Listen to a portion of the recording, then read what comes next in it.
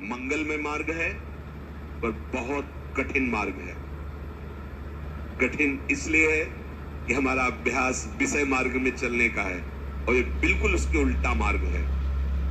अब कभी न कभी कोई न कोई ऐसी आक्रमण वृत्ति माया की होगी जहां हम हार सकते हैं, तो हमें कभी निराश नहीं होना, ये हृदय में बैठा लीजिए।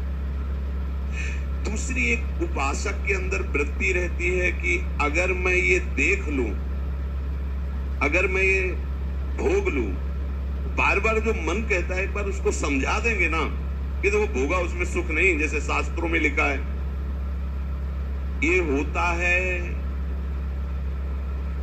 पक्का, ये मत समझो कि किसी एक की बात है, सबके अंदर ये मन की चालबाजी जो तुम्हारे अंदर वही हमारे अंदर, तुम्हारे सबके अंदर। एक बार देख लेते हैं, हृदय में जलन होती, पीड़ा होती, व्यथा होती।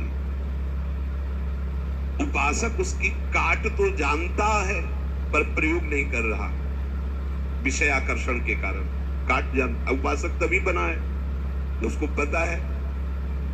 अगर उपासक है तो सत्संग सुना ही होगा, शास्त्र स्वाध्याय किया होगा, तो शास्त्र स्वाध्याय सत्संग इसी के लिए तो ज्ञान मिलता है, इन्हीं से लड़ने के लिए।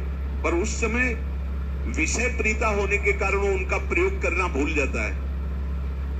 अब जो ये बात आई है इस पर समझना होगा। पहली बात तो हमने पूरी आपको बता दी कि कहीं हमको लड़खड़ाना नहीं, निराश नहीं होना, किसी भी परिस्थिति में निश्चित भगवत प्राप्ति होगी। चुप शांत, कहीं कोई इसमें तर्क की कोई गुंजाइश नहीं है। भागवत में लिखा हुआ अगर मेरा भक्त है, अनन्य है, उसके हृदय में नाना प्रकार की विषय वासना है, तो मैं उसके हृदय में बैठकर उसको निर्विकार करता हूं। ध्रुवदास जी 42 लीला में कहते हैं, यद्यपि भक्त अनन्य जो विषय इंद्रियन बस होए, कर्मठ कोटि जितेंद्रियन ते समलाय न कोय।